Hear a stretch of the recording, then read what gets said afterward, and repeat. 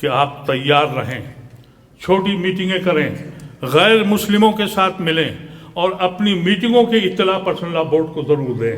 صدر موصوف نے کہا تھا کہ اگر جیل جانا پڑا تو جاؤں گا، سیکرٹری جنرل نے کہا تھا جیل جاؤں گا۔ اگر یہ جاتے ہیں تو میرا ایسا معمولی انسان بھی اپنی آخری سانسیں جیل میں اتارنے کے لیے تیار ہے۔ آپ تیار ہیں؟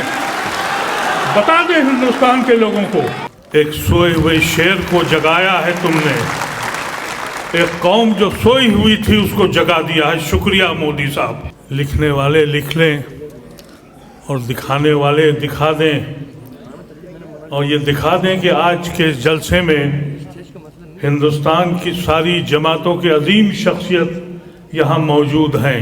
ہم کسی جماعت کے ہوں، کسی پارٹی کے بھی ہوں، لیکن ہماری یہ ذمہ داری بننی چاہیے کہ ہم اپنے علاقے میں جا کے بتائیں کہ یہ غیر قانونی چیز ہے۔ ہندوستان کی سوئی ہوئی قوم، اس کو احساس ہوا اگر ہمارا دین نہیں تو ہماری دنیا میں وجود کا کوئی معنی بھی نہیں ہے۔ مودی یہ کہتا ہے کہ ہم غریبوں کی بھلا کر رہے ہیں، تم اوقاف کی زمینوں کو چھین کر کس کا بھلا کرنے جا رہے ہو؟ سپریم کورٹ یقینی طور پر اگر اس کی کو اپنی عظمت قائم رکھنا ہے، وہ محافظ ہے ہندوستان کے آئین کا، تو وہ یہ 2 یا 3 مسئلے جس پہ آج رکا بحث ہے، وہ انشاءاللہ اس پہ اسٹے لگے گا۔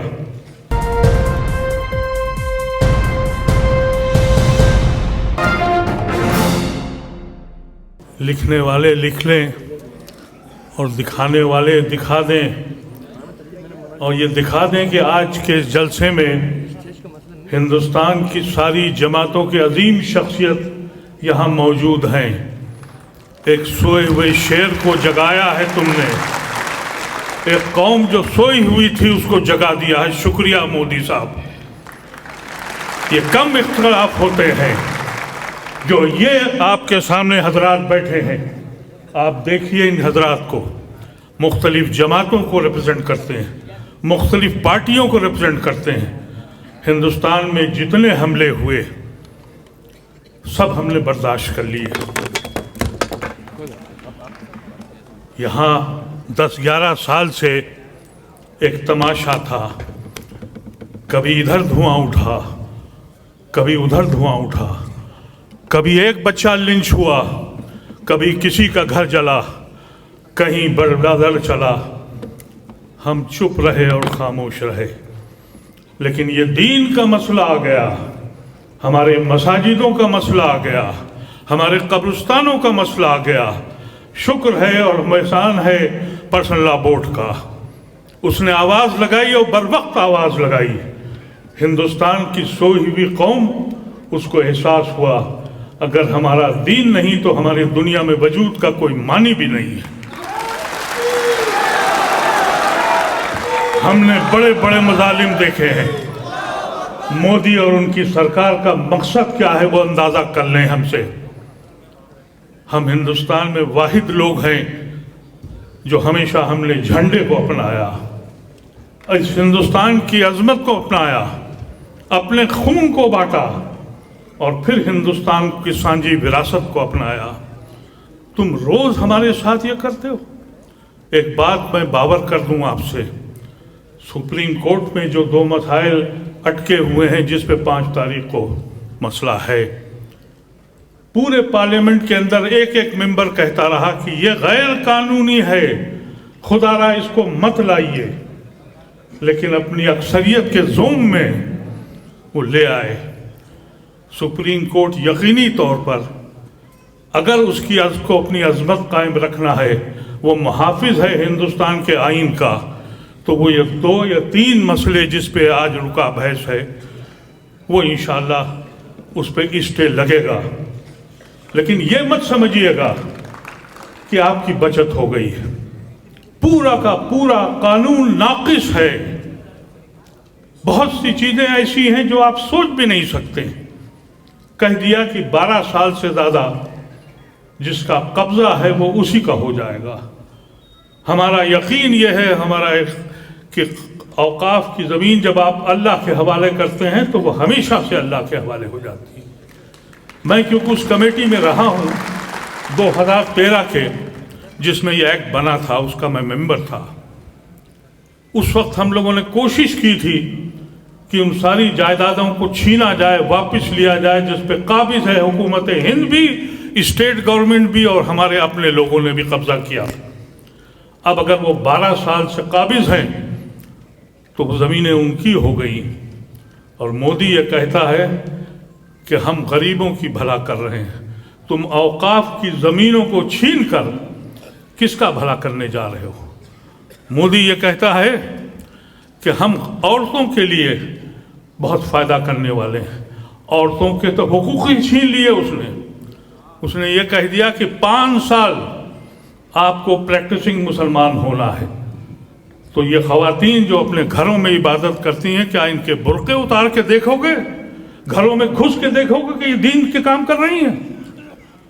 ان کے حقوق چھین کر بے شرمی کی طرح بیان بازی ہو رہی ہے.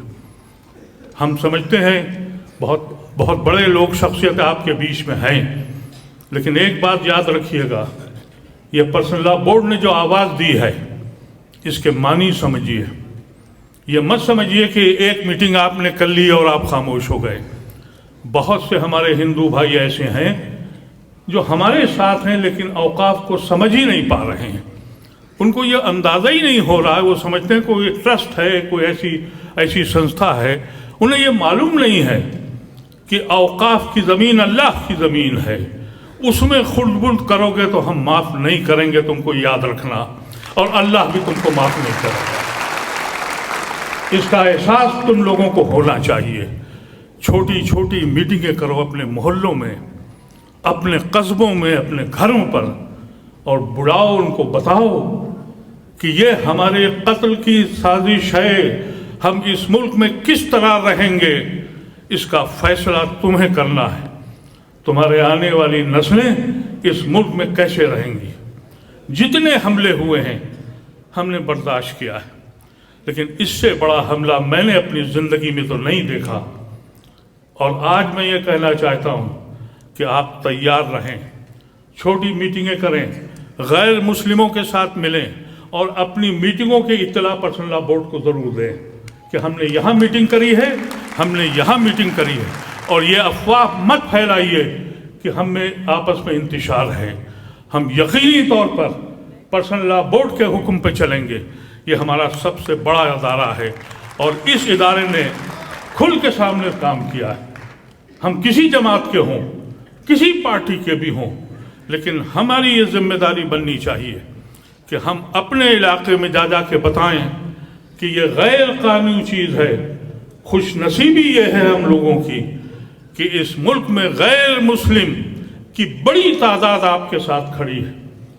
ایسا نہ ہو کہ آپ اس کو ہندو مسلمان کر کے ان کو الگ کر دیجئے.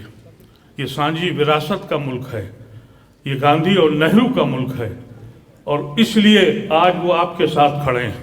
لیکن اگر آپ نے ان کو رجوع نہیں کیا اور ان سے بات چیت نہیں کری تو یہ ہندو مسلمان ہو جائے گا جو مودی چاہتا ہے.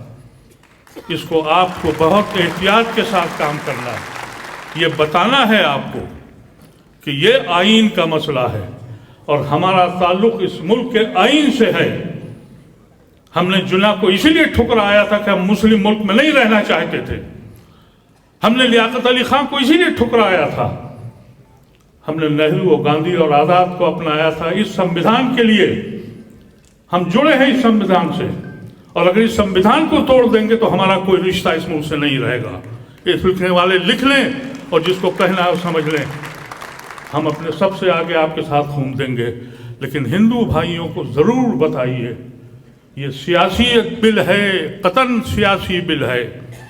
حکومت جو بھی فیصلے کرے گی, آپ یہ مت سمجھیے کہ ایکٹ کے بعد سارے مسائل حل ہو جائیں گے. نہیں میرے عزیزوں, نہیں ہوں گے. یہ لڑائی بہت زور لڑنی پڑے گی, بہت لمبی لڑائی ہے. جب تک کہ ایسے لوگوں کو آپ حکومت سے باہر نہیں پھینکیں گے آپ محفوظ نہیں ہیں. تیاری کریے کہ ہندوستان کے سارے جیل چھوٹے پڑ جائیں, وہاں جگہ نہ رہے.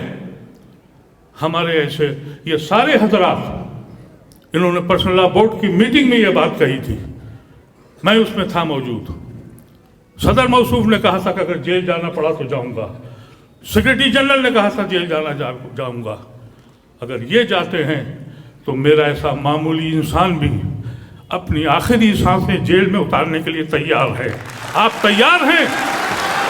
बता दें हिंदुस्तान के लोगों को कि कोई भी कौम को छेड़ो मत करो, हमको इतना परेशान मत करो। हम इस मुल्क में इसलिए आए थे कि इस मुल्क को हम ऐसे बनाएंगे जिसका ख्वाब हमारे बुजुर्गों ने देखा था। हम इन अल्फाज के साथ हम गुजारिश करते हैं आप हजरात से कि ये सिर्फ जलसा समझ के मत चले जाइएगा, पैगाम लेके जाइएगा जो पर्सनल लॉ बोर्ड आपको पैगाम देगा। और जो बात मैंने आपसे कही है, एक एक आदमी से अगर टैक्सी पे बैठिए तो टैक्सी वाले को समझाइए। मैं अभी टैक्सी से आया हूँ, टैक्सी वाले को समझाता हुआ आया हूँ, गैर मुस्लिम था। और जहाँ भी आप जाएं उससे बताएं कि ये कैसी जालिम हुकूमत है जो हिंदुस्तान को लम्हे लम्हे किस्तों में तोड़ रही है, किस्तों में तोड़ रही है। इस मुल्क को हम टूटने नहीं देंगे। वाखिर दवाना अल्हम्दुलिल्लाह रब्बिल आलमीन।